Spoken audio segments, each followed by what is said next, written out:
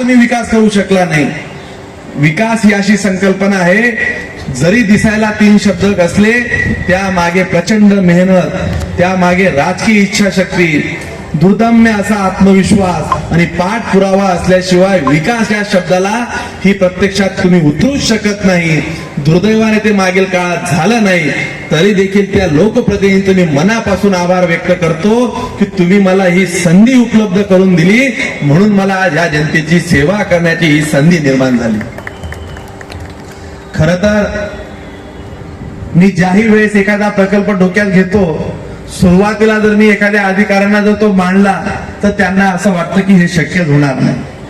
मी Hirapur road, अगदी तुम्हाला किती उदाहरणं असे सांगू, इथं नगरपालिकेचे प्रशासनाचे दीपक देशमुख बसलेत, बरेचसे अधिकारी बसलेत. हिरापूर रोडला तो आपल्या चव्हाण सरांच्या मंगल कार्यालयाकडे जाणारा रस्ता तो यासाठी आता मोठा केला की आमच्या नंतर लक्षात आलं की तिकडनं रेल्वे अंडरपास करतोय. मी आता ह्या महिन्याभरात हा चाळीसगावचा रेल्वेचा तो ब्रिज पाडतोय, त्याला नवीन ओव्हरब्रिज आम्ही करतोय, त्याच्या बाजूला एक अंडरपास करतोय. देशमुख साहेब, आम्ही करगाव नाक्याचं आम्ही सीओ सरांनी कालच सगळं काढलं. परवाच मला त्यांनी सांगितलं की आपण 15 दिवसाच्या आत त्याचा आता टेंडरची प्रोसेस त्यांना करायला लावतोय. तो एक अंडरपास करतोय. गावाच्या बाजूला एक बायपासची संकल्पना आहे. मला एकदा प्रभाकर चौधरी म्हटलं की आम्हाला इथून कनेक्टिव्हिटीज नाहीये. त्यांनी माझ्याकडे 10-20 लाखाचा ब्रिज मागितला. 50 ते 100 कोटीचा डीपीआर होईल. मी जसा हा अर्धा रिंग रोड जोडला तसा पूर्ण रिंग रोड जोडतोय, म्हणजे गावाच्या बाहेरून तुम्ही कुठेही जाऊ शकता अशी व्यवस्था तिथं आम्ही लावायचं ठरवलं. त्याला वेळ लागेल. मी अगदी परवाच दिल्लीला चाललोय. मी तिथल्याही लोकांची वेळ घेतली की मी परवा आम्ही तिथं येतोय. मी या गावाला तुम्हाला फार सांगत नाही, माझा शब्द तुम्ही आज रेकॉर्ड करून ठेवा आणि लक्षात ठेवा. 10 वर्षानंतर तुम्ही म्हणाल की हा माणूस सांगायचा आम्हाला तेव्हा खरंच पटायचं नाही. 10 वर्षानंतर अण्णा मोरणकर का अण्णा तुम्ही पहा तुमची मुलं पुण्याला चालले गेले, कोणी बाहेर चाललंय, हे गाव सोडायला लागलंय. परंतु 10 वर्षानंतर तुमचे नातू म्हणतील की आम्हाला परत चाळीसगावला यायचंय. सगळं सुविधा इथं आम्ही उपलब्ध करणार आहोत. वेळ लागेल, तुम्हाला विश्वास ठेवावा लागेल आणि साथही तेवढीच त्या पद्धतीने द्यावा लागेल. ज्या दिवशी तुम्हाला असं वाटलं की आमचा लोकप्रतिनिधी आता काम करत नाही, तर माझ्या मागे तुम्ही पाठीमागे नाही उभं राहिलं तर मलाही त्याचं वाईट वाटणार नाही. या गावाला आम्ही आता प्रशासकीय सगळे जिल्ह्याचे कार्यालय इथं आणलीत. आज माझी कोर्टाची तारीख होती. मुख्य सरकारी वकील मला म्हटले, रवी आबा, ते मला म्हटले की आता जळगाव कोर्टाचं काम अर्ध संपून जाईल, तुम्ही चाळीसगावला आता सगळे जोडून घेताय. 20 वर्षापासून वकील लोकांचा संघर्ष चालला होता, जागा मिळत नव्हती. मी ती जागा मिळवली आणि आता न्यायालयीन इमारती त्यांच्या तिथं उभी करण्यासाठी जिल्हा सत्र न्यायालय या चाळीसगावला उभं करतोय. पोलिसांसाठी 100 कोटीच्या पूर्ण इमारती, 200 स्टाफ क्वार्टर, पोलीस प्रशासनाच्या सगळ्या सुसज्ज अशा व्यवस्था, चा वापर करता येईल अशा टेक्नॉलॉजी, छोट्या मोठ्या चोरी झाल्या सगळ्या रेकॉर्डिंग होतील. आता पूर्ण मी अशा पद्धतीने आता या गावामध्ये आम्ही सर्वे केला मागच्या 15 दिवसापूर्वी. तो सर्वे असा केला की पूर्ण कॅमेरे लावायचे आणि त्याचा कंट्रोल ज्यावेळेस पोलीस स्टेशनला असेल, मुख्य चौकांमध्ये स्पीकर असतील, भोंगे असतील, तिथं राजूभाऊ राठोडांनी जर पार्किंग मध्ये गाडी लावली, बाजूला गाडी लावून दिली, त्यांना असं वाटलं की मी आमदारच्या जवळच आहे, मला कोणीच बोलणार नाही. पोलीस स्टेशन मधून कंट्रोल रूम मधून तिथं दिसेल की MH19 AP अशाशी नंबरची गाडी तिथं कोणाची तरी उभी आहे, तिथं आवाज येईल की ती गाडी तुमची रस्त्यात आहे, ती बाजूला करा. पोलीस स्टेशन मधून शहरातल्या पूर्ण सगळ्या ठिकाणी आम्ही हा कंट्रोल ऍक्सेस एका ठिकाणी देतोय. त्याचा डीपीआर मी आता तयार करायला घेतला. मी याही पलीकडे तुम्हाला सांगेल की या गावामध्ये मी एकदा आम्ही चाळीसगावला पाटणा देवी गणित नगरी शून्य एवढा मोठा गाजावाजा झाला, एक वीट या गणित नगरीचे लागू शकले नाही. मला काही कळालंच नाही काय भानगड आहे. मलाही काही लोकांनी सांगितले, म्हटलं थांबा जरा मी बघतो. मी त्याच्या खोलात शिरलो. त्या गणित नगरीचं गणित कसं कळालं नाही ते मलाच कळालं नाही. मी त्या गणित नगरीचं पूर्ण आता गणित काढलं. पहिल्या टप्प्यात 20 कोटी रुपये दिले आणि आम्ही शासनाला एक प्रस्ताव दिला. डॉक्टर साहेब, तुम्हाला कदाचित सांगितलं, आता तर हे लोक म्हणतील की आमदार खरंच पहिले चाटा मारत नव्हता पण दुसऱ्या टर्मला मारायला लागला. म्हणजे तो प्रस्ताव दिलाय, अजून मंजूर नाही झाली, हे लक्षात राहू द्या. तर पुढच्या वेळेस आमदार आम्हाला मागच्या वेळेस असा बोगदा होईल असं दाखवलं, तो बोगदा झाला नाही असं लोक विचारतात. मी प्रस्ताव असा दिला, मी एव्हिएशनच्या सगळ्या लोकांना भेटून सांगितलं की तुम्ही आता पुढच्या काळात जिल्हा स्तरावर आता विमान, तालुका स्तरावर आता त्यांना चॉपर उतरायची व्यवस्था गव्हर्नमेंट अगदी स्वतः करते. जिथं काही कनेक्टिव्हिटी करायची, आता चाळीसगाव ते औरंगाबादचा रेल्वे ट्रॅक आपण चालू करतोय. चाळीसगाव औरंगाबाद कधी रेल्वे होईल तुम्ही स्वप्नात पाहिलं होतं का? सर्वे चालू झाला, त्याच्यासोबत हा बोगद्याचं काम, त्याला पॅरलर. मला दानवे साहेब म्हटले की आम्ही 2-3दा भेटलो, माझ्याकडे सगळे भेटीचे फोटो आहेत. मी फोटो याचसाठी टाकत नाही, गिरीश भाऊ, देवेंद्र भाऊ, आम्ही सगळ्यांनी त्या बैठकीलाही सांगितलं, जेव्हा मंजुरी जेव्हा होईल तेव्हा लोकांना सांगेल, तोपर्यंत सांगायचं नाही. माझा सगळ्या गोष्टींचा पाठपुरावा चालू आहे. गणित नगरीचं गणिताचं आम्ही जेव्हा पाहिलं की अगदी फॉरेस्टला लागून एवढी मोठी लँड आहे, आजूबाजूला काही करता येईल.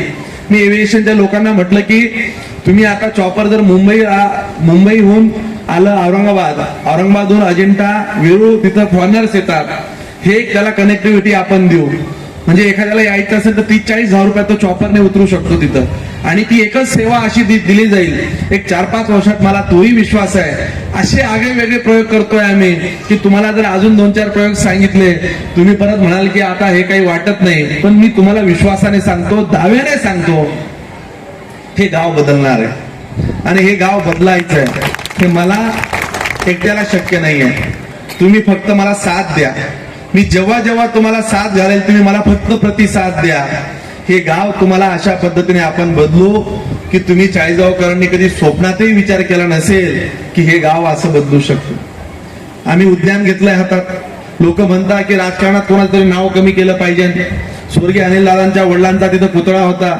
मी म्हटलं तो पुतळा त्यांचा असेल, ते पुतळा राहू देण्याबद्दल माझं दुमत नाही, परंतु ज्या व्यक्तीचा तो पुतळा होता त्यांना मी खरं सांगतो की मी अनिल दादांनाही पाहिलं नाही, आणि त्या बाकीच्या लोकांना तर बघायचा प्रश्नच माझा आला नाही. मी म्हटलं तो पुतळा चांगला करायचा असेल तर केला पाहिजे. तो पुतळा मी केला, त्यांना देखील स्वप्नातही वाटलं नसेल, आणि आज त्यांच्या आत्म्याला शांती वाटत असेल. आमच्या रक्ताच्या वारसदाराने जे केलं नाही ते या माणसाने आमच्या डोळ्या देखत करून दाखवलं. स्वर्गीय सुवर्णाताईंच्या नावाचं उद्यान होतं, त्या उद्यानाची परिस्थिती काहीच नव्हती, फक्त झाडं होती म्हणून बरं ते उद्यान वाटत होतं. त्या उद्यानाला पहिल्याच टप्प्यात मी 10 करोड रुपये दिलं. इथं व्यापारी असोसिएशनचे प्रदीप दादा देशमुख इथं बसले. प्रदीप दादा, आम्ही असा विचार करणारी माणसं नाही आहे, जे माणसं सोबत येतील त्यांना सगळ्यांना सोबत घेऊन काम करणारे आम्ही माणसं आहोत. अगदी त्या उद्यानाला पहिल्या टप्प्यात 10 करोड रुपये दिले. तुम्ही उद्यानात जाऊन तरी कोणी बघा, त्या 3 महिन्यात आम्ही ते उद्यान आता पूर्ण करतो आहोत. ते उद्यान देखील लोकांसाठी नंतरच्या टप्प्यात 20 करोड रुपये किंवा 10 करोडचे 2 टप्पे. तिथं आम्ही छोट्या मुलांसाठी अगदी खेळण्यासाठी रेल्वेचा ट्रॅक करायचा असं एक चाललंय. तिथं महिलांसाठी वेगळी जिम करतोय, पुरुषांसाठी वेगळी जिम करतोय. तिथं पण योगाचं एक सेंटर आम्ही उभं करतोय. मला एकदा मधल्या काळात सिंधी भवनात गेलो, तिथं मला म्हटलं की स्केटिंगसाठी मुलांची व्यवस्था केला. मी तिथं स्केटिंगची पण व्यवस्था चालू करतोय. एक ना अनेक सुविधा आम्हाला या शहरात करायच्या. स्पोर्ट्स कॉम्प्लेक्सचं काम तिकडे चाललंय. अप्पर जिल्हाधिकारी कार्यालय आम्ही आता मंजूर करणार आहोत. अप्पर म्हणजे जिल्ह्याच्या सगळ्याच व्यवस्था आम्ही पॅरलल इथं आणायच्या ठरल्या. जर मी तुम्हाला आज यादी सांगितलं तर तुम्ही विसरून जाल. त्याच्यामुळे आज हा ट्रेलर आहे, पिक्चर आधी बाकी आहे. बरेच लोक असे म्हटलेत, सुरेश भाऊ राजवांना तुम्ही इथं बसलेत, तुम्ही 15-20 वर्ष 25-30 वर्षापासून काम करताय. भारतीय जनता पार्टीचे 5-6 लोक निवडून यायचे. तुम्ही म्हणायचे की आम्हाला सत्ताच भेटली नाही, परंतु सत्तेचा आनंद तुम्हाला घेण्याचा योग हा या काळामध्ये लाभेल असं मला वाटायला लागलंय. या गावामध्ये, या शहरामध्ये आपण चांगल्या पद्धतीने एक सकारात्मक बदल करणार आहोत. रस्त्यांची परिस्थिती तुम्ही पाहताय. हिरापूर रोड वगैरे अगदी कॉन्क्रीटचे रस्ते आम्ही तिकडे करायला घेतलेत, की जे रस्ते पुढच्या 15 ते 20 वर्ष या शहराला खराब होणार नाही असे रस्ते आपण करतो आहोत. स्वाभाविक काम करत असताना काही लोक आमच्यावर टीका टिप्पणी करतात, एखादा फोटोही दाखवतात, हे काम झालं नाही, ते काम झालं नाही. माझा त्यांना सवाल आहे, तुम्ही 30 वर्षामधून जे मुकाटाने सहन करत गेलात, त्यावेळेस तुम्हाला अंकुश असलेली सत्ता तुम्ही सहन केली.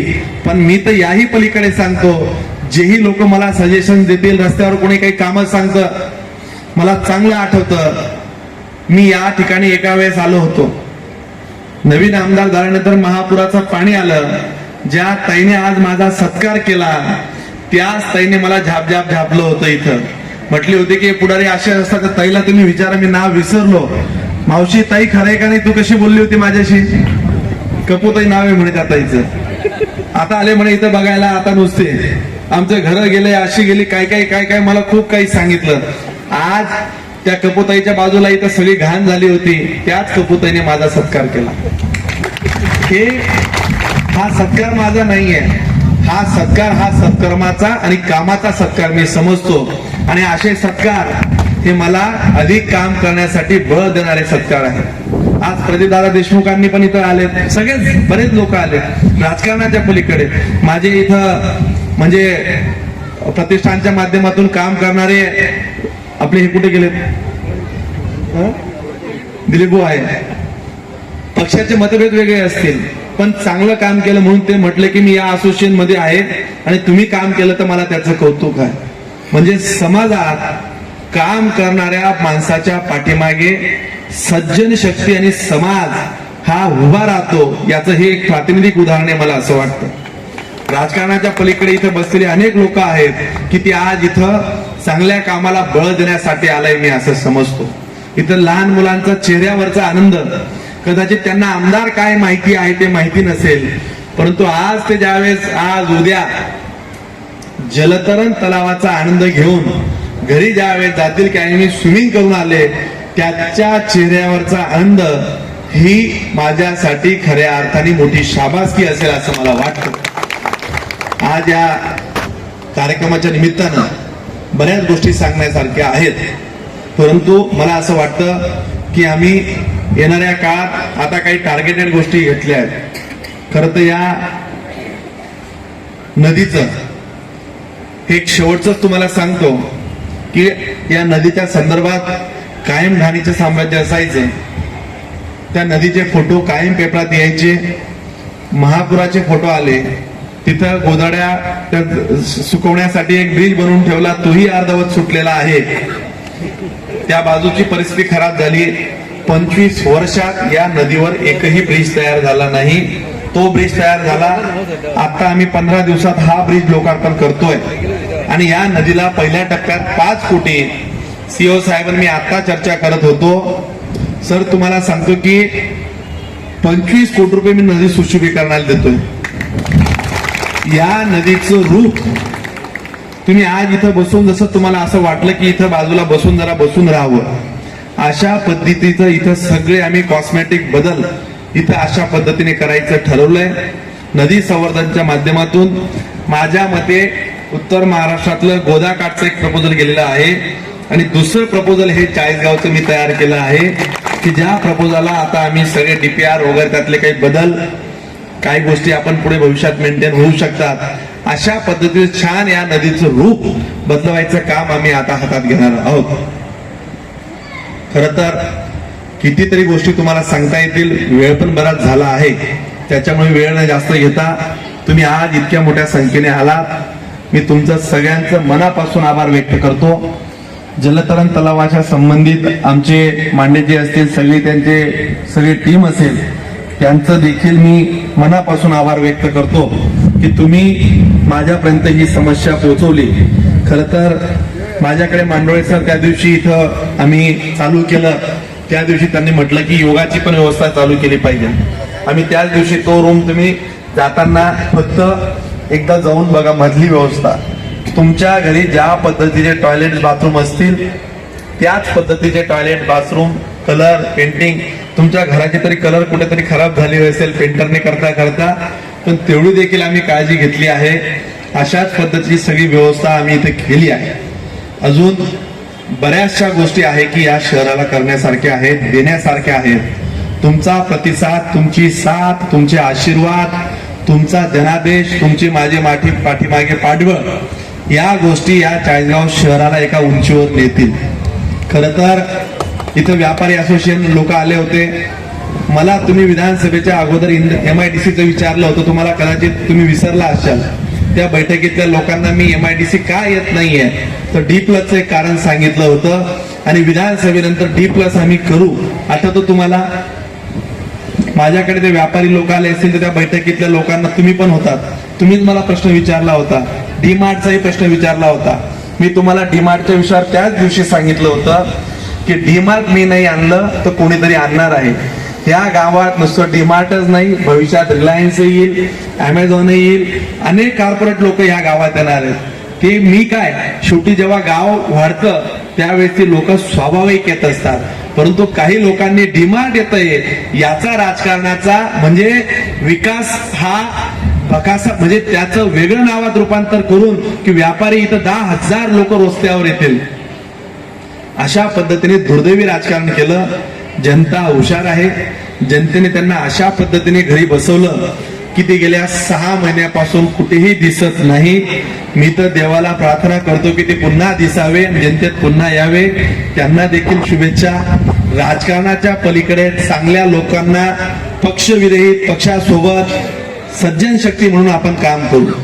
कधी कधी आम्हाला देखील वाटतं की बरीचशी लोक ही राजकारणात सक्रिय झाली पाहिजे. याचा अर्थ असा नाही की जुने लोकांना आम्हाला घरी बसवायचे, पण नवे जुने एकत्र करून शेवटी हा संसार आपल्याला चालवायचा आहे. शेवटी आपल्या डोळ्यात देखत आता सगळ्यांना नवीन प्रवाहात आणावा लागेल. नेमक्यांना मला म्हटलं की माझ्या डोळ्यासमोर तुझ्यासारखा कार्यक्रम तयार झाला आणि लोक राजकारणात थांबायलाच तयार नसतात. मी तुम्हाला सांगतो की मी काल परवा मुंबईला रात्री 12 वाजता गप्पा मारत बसलो आणि मी म्हटलं की अजून एक 10-15 वर्ष राजकारण करू आणि नंतर चांगल्या माणसाला कोणाला तरी जबाबदारी दिली पाहिजे. कितीक दिवस आपण कामात राहिलं पाहिजे. शेवटी संधी मी काम करू शकतो तर दुसऱ्याला कोणाला का संधी दिली नाही पाहिजे. नंतरच्या काळात ते असे हसायला लागले की तू आजच तुझी रिटायरमेंटचा कसा विचार करतो. शेवटी बघा, आपण नाही थांबलं तर लोक आपल्याला थांबवतात. कुठेतरी थांबणं शिकलं पाहिजे. कुठेतरी नवीन लोकांना संधी द्यायला शिकलं पाहिजे. नवीन लोकांना देखील त्यांच्या हातून काम करून घेतलं पाहिजे आणि कुठेतरी आपण आशीर्वादाच्या रूपात त्यांच्या पाठीमागे उभं राहिलं पाहिजे. हे माझ्या सकट सगळ्यांना लागू राहिलं पाहिजे असं मला वाटतं. कारण की भारतीय जनता पार्टी असा पक्ष आहे की ही नवीन लोक तयार करत असते. मोदीजी स्वतः म्हटले की शेवटी ही जबाबदारी कोणाला तरी द्यावा लागणार आहे. म्हणजे बूथ प्रमुखापासून तर देशाच्या नेतृत्वापर्यंत बदल हा अटळ असतो आणि बदलाचा हा भाग आपणही झालं पाहिजे असं मला वाटतं. येणाऱ्या काळात आपण निश्चित या चाळीसगाव शहराला विकासाच्या उंचीवर नेण्यासाठी सगळे मिळून एक चांगला प्रयत्न करूया. आणि मी तुम्हाला विश्वास देतो, तुम्ही ठेवलेला विश्वास त्याला तडा जाणार नाही याची जबाबदारी माझी असणार आहे. जबाबदारीचं भान ठेवून भानावर राहून काम करेल हा तुम्हा सगळ्या चाळीसगावकरांना पुन्हा एकदा विश्वास देतो. निवडणुकीनंतर एक सार्वत्रिक कार्यक्रमात पुन्हा तुम्ही मला भेटलात. खर तर मागच्या एका मालेगाव रोडच्या कार्यक्रमात डॉक्टर साहेब तुम्ही बोललात आणि तिथं कुजबूज होती की इलेक्शन झाल्यानंतर कामं थांबतील. परंतु मी तुम्हाला सांगतो, विश्वासाने सांगतो, दावाने सांगतो, महाराष्ट्रात कुठे काय थांबायचं मला माहिती नाही. चाळीसगाव आता थांबणार नाही. चाळीसगावातली कामं थांबणार नाही. चाळीसगावाचा विकास थांबणार नाही आणि चाळीसगावकर देखील आता थांबणार नाही हा विश्वास तुम्हाला सगळ्यांना देतो. खर तर मला स्विमिंग करता येत नाही, पण बरेच लोकांनी सांगितलं की मला काल मांडेजी म्हटले, प्रभाकर भाऊ म्हटले की मला कोणतरी डुबकून दिलं.